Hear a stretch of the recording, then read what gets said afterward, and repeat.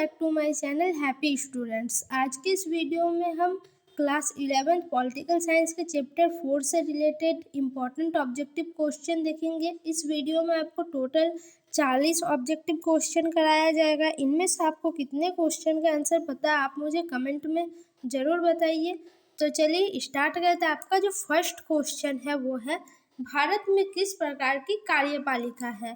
तो भारत में संसदीय कार्यपालिका हम देखते हैं, ठीक है। दूसरा जो क्वेश्चन है वो है, जर्मनी में सरकार का प्रधान कौन होता है? जर्मनी में पूछा गया, तो जर्मनी का में सरकार का जो प्रधान होता है उसे चांसलर कहा जाता है। नेक्स्ट क्वेश्चन, संघीय मंत्री परिषद का अध्यक्ष कौन होता है? तो संघीय जो मंत्री परिषद होता है उसका अध्यक्ष होता है प्रधानमंत्री, ठीक है। चौथा क्वेश्चन, राष्ट्रपति को महाभियोग की प्रक्रिया द्वारा कौन हटा सकता है? राष्ट्रपति को भी एक हटाने की प्रक्रिया है, उसे महाभियोग कहा जाता है। वो कौन हटा सकता है? तो इसकी जो शक्तियाँ होती है वो होती है संसद के पास।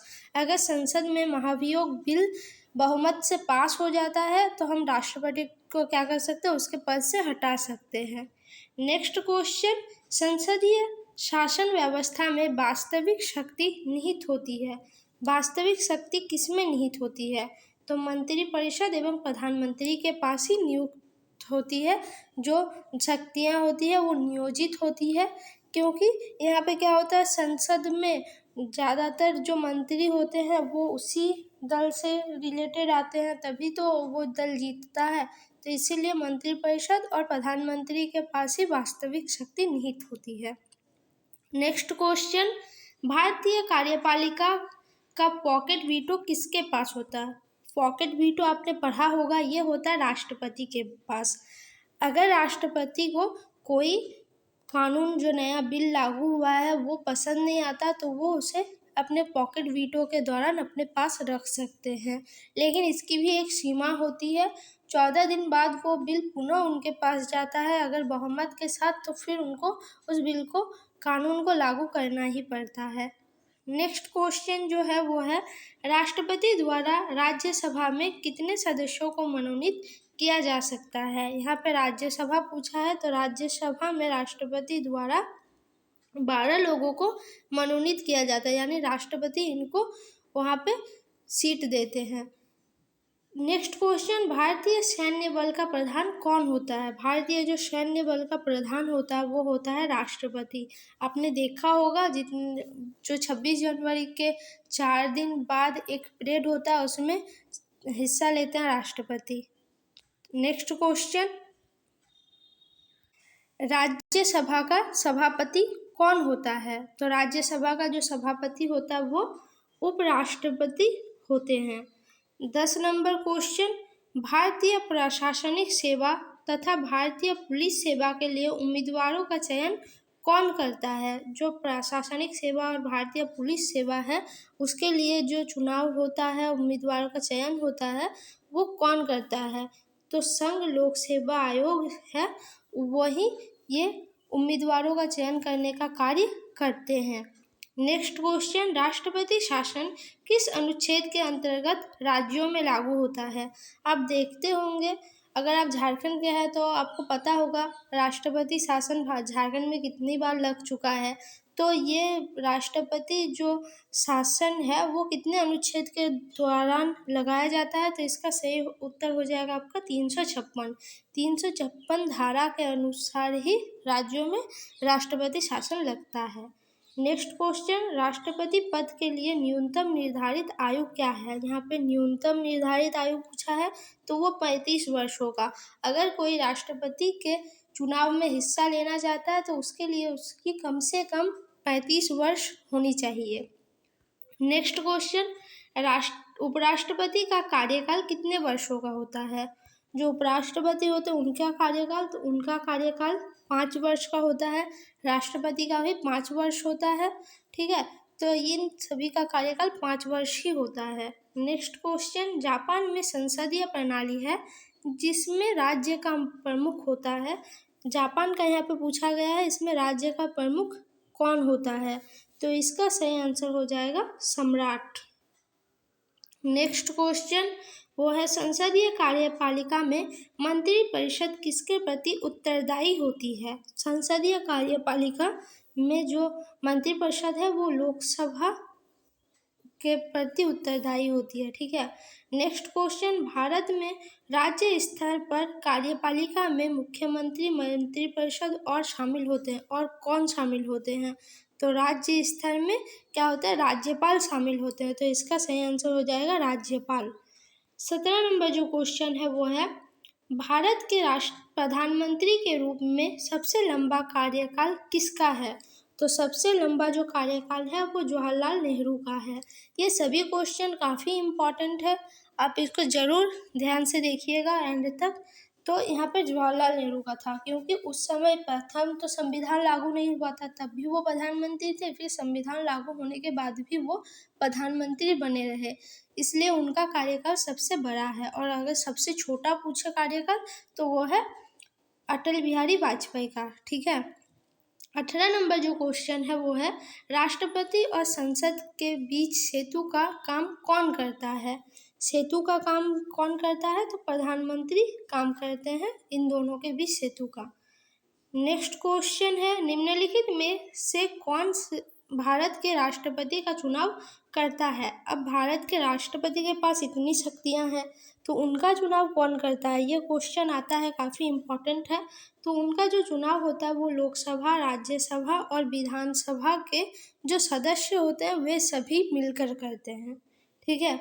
तो इस तरह से राष्ट्रपति का चुनाव किया जाता है। नेक्स्ट क्वेश्चन सरकार के स्थायी कर्मचारी किस सेवा के अंतर्गत आते हैं। सरकार के जो स्थायी कर्मचारी हैं वो किस सेवा के अंतर्गत आते हैं, तो नागरिक सेवा के अंतर्गत। नेक्स्ट क्वेश्चन जनता और सरकार के बीच कड़ी का कार्य कौन करता है। जनता और सरकार के बीच कड़ी का कार्य करता है आपका सरकारी अधिकारी। जो सरकारी अधिकारी होते हैं वही इन दोनों के बीच, इन दोनों को जोड़े रखने का कार्य करते हैं। नेक्स्ट क्वेश्चन अमेरिका में किस प्रकार की शासन व्यवस्था है। अमेरिका में पूछा गया, तो अमेरिका का जो शासन व्यवस्था है वो अध्यक्षात्मक व्यवस्था वहाँ पे देखने को मिलती है, क्योंकि वहाँ पे आप देखिएगा वहाँ पे राष्ट्रपति राष्ट्र का प्रमुख है। नेक्स्ट क्वेश्चन श्रीलंका में संविधान का संशोधन करके अर्ध अध्यक्षात्मक शासन व्यवस्था कब लागू की गई। तो इसका सही आंसर हो जाएगा आपका ऑप्शन ए 1978 ईस्वी में। नेक्स्ट क्वेश्चन जो है वो है संसद का सदस्य हुए बिना यदि कोई व्यक्ति मंत्री बन जाता है तो उसे कितने महीने के भीतर ही संसद के सदस्य के रूप में निर्वाचित होना पड़ता है। बिना चुनाव लड़े अगर कोई मंत्री बनता है तो उसको कितने महीने के भीतर ही संसद का सदस्य होकर यानी चुनाव जीतकर निर्वाचित होना पड़ेगा। तो इसका सही आंसर हो जाएगा आपका 6 महीना। 6 महीना दिया जाता है, अगर 6 महीना बाद चुनाव के बाद वो हार जाता है तो उसे मंत्री के रूप में नहीं लिया जाएगा संसद में। नेक्स्ट क्वेश्चन राज्य मंत्रिपरिषद में सदस्यों की संख्या कितनी होनी चाहिए। तो उसमें जो सदस्यों की संख्या है वो आपका विधानसभा की कुल सदस्य संख्या के 15% से अधिक नहीं होना चाहिए। ठीक है। नेक्स्ट क्वेश्चन भारत में राष्ट्रपति का चुनाव कितने वर्ष के लिए किया जाता है। यहाँ पे राष्ट्रपति का पूछा है, इसे मैंने पहले ही कहा, राष्ट्रपति का भी जो कार्यकाल होता है वो भी 5 वर्ष का ही होता है। नेक्स्ट क्वेश्चन इटली में किस प्रकार की शासन व्यवस्था पाई जाती है। यहाँ पे इटली का पूछा गया, तो इटली में हमें संसदीय शासन व्यवस्था देखने को मिलती है। नेक्स्ट क्वेश्चन जो है वो है रूस में अर्ध अध्यक्षात्मक शासन व्यवस्था पाई जाती है जिसमें देश का प्रधान कौन होता है। यहाँ पे रूस का पूछा गया, तो रूस का जो सही आंसर है वो हो जाएगा आपका राष्ट्रपति। क्योंकि आप देखिएगा जो विदेश की जो प्रधान देश को जो प्रेजेंट करने वाले लोग होते हैं वो जब भारत दौरे में आता है तो रूस के राष्ट्रपति आते हैं, अमेरिका के राष्ट्रपति आते हैं, लेकिन हमारे देश से कौन जाता है, तो अधिकतर प्रधानमंत्री जाते हैं। नेक्स्ट क्वेश्चन अध्यक्षात्मक शासन व्यवस्था में देश और सरकार का प्रधान कौन होता है। तो देश और सरकार का जो प्रधान होते हैं वो होते हैं राष्ट्रपति। 30 नंबर क्वेश्चन, अर्ध अध्यक्षात्मक शासन व्यवस्था किन देशों में पाई जाती है? तो किन देशों में हमें अर्ध अध्यक्षात्मक शासन व्यवस्था देखने को मिलती है? तो इनमें से सभी, रूस, फ्रांस, श्रीलंका, सभी में क्या है? अर्ध अध्यक्षात्मक शासन व्यवस्था मौजूद है। नेक्स्ट क्वेश्चन, भारत में देश का औपचारिक प्रधान कौन है? जो औपचारिक प्रधान है वो कौन है? तो राष्ट्रपति। राष्ट्रपति को भारत का प्रथम नागरिक भी कहा जाता है, ये भी काफ़ी इम्पोर्टेंट है, तो याद रखिएगा। तो औपचारिक जो रूप से जो प्रधान होते हैं वो राष्ट्रपति है, लेकिन जितने कार्य होते हैं वो प्रधानमंत्री ही करते हैं। नेक्स्ट क्वेश्चन, भारत में राज्य के शासन में केंद्र का प्रतिनिधि किसे कहा गया? केंद्र का जो प्रतिनिधि है वो किसे कहा गया है राज्य के शासन व्यवस्था में? तो राज्यपाल। राज्यपाल को राष्ट्रपति द्वारा ही नियुक्त किया जाता है। नेक्स्ट क्वेश्चन जो है वो है, राष्ट्रपति को सहायता और सलाह देने के लिए एक मंत्रिपरिषद होती है, जिसका प्रधान कौन होता है? अब राष्ट्रपति को भी सहायता और सलाह देना का एक अलग से मंत्रिपरिषद का गठन होता है, जिसका प्रधान यहाँ पे होता है आपका प्रधानमंत्री। प्रधानमंत्री ही उनको सलाह देते हैं, उन्हीं के नेतृत्व में एक सभा मंत्रिपरिषद गठित होती है। नेक्स्ट क्वेश्चन, किसने प्रधानमंत्री के पद को सरकार की केंद्रीय धुरी की संज्ञा दी है? ये एक कथन है, तो ये किनका कथन है? तो जवाहरलाल नेहरू का कथन है ये। 35 नंबर क्वेश्चन, राज्यों में राज्यपाल की नियुक्ति कौन करता है? ये भी काफ़ी इम्पोर्टेंट है, तो इसका सही आंसर है राष्ट्रपति। इसे मैंने पहले ही कहा, राज्यपाल की नियुक्ति राष्ट्रपति करते हैं। 36 नंबर क्वेश्चन, संविधान निर्माता किस प्रकार की कार्यपालिका चाहते हैं? किस प्रकार की कार्यपालिका चाहते थे संविधान निर्माता? तो शक्तिशाली कार्यपालिका वो चाहते थे। 37 नंबर क्वेश्चन, लोकसभा में किसी भी दल के पास बहुमत न होने की स्थिति में विभिन्न राजनीतिक दल क्या करते हैं? तो विभिन्न राजनीतिक दल क्या करते हैं उस समय? वे एक गठबंधन बनाते हैं जिसके पास संसद में बहुमत होता है। जिसके पास क्या होता है? एक गठबंधन बनाता है जिसके पास एक बहुमत आ जाता है, उसके बाद वो अपना गठबंधन का सरकार स्थापित करते हैं। नेक्स्ट क्वेश्चन है, यदि प्रधानमंत्री लोकसभा में बहुमत का समर्थन खो देते हैं तो क्या होता है? बहुमत का समर्थन खो देने से क्या होता है? प्रधानमंत्री को त्यागपत्र देना पड़ता है। अगर बहुमत ही नहीं रहेगा तो वे प्रधानमंत्री कैसे रहेंगे? तो उनको क्या करता है? अपना त्यागपत्र राष्ट्रपति को दे देना पड़ता है। नेक्स्ट क्वेश्चन, कार्यपालिका का क्या अर्थ है? तो कार्यपालिका का अर्थ हुआ कानूनों को लागू करना।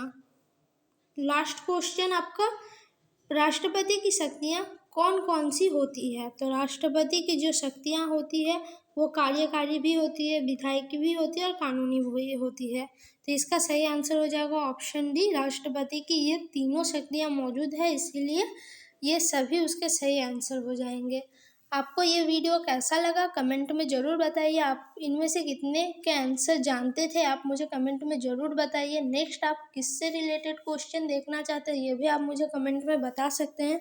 वीडियो अच्छी लगी हो तो वीडियो को लाइक कमेंट शेयर ज़रूर करें और चैनल को सब्सक्राइब करें। धन्यवाद।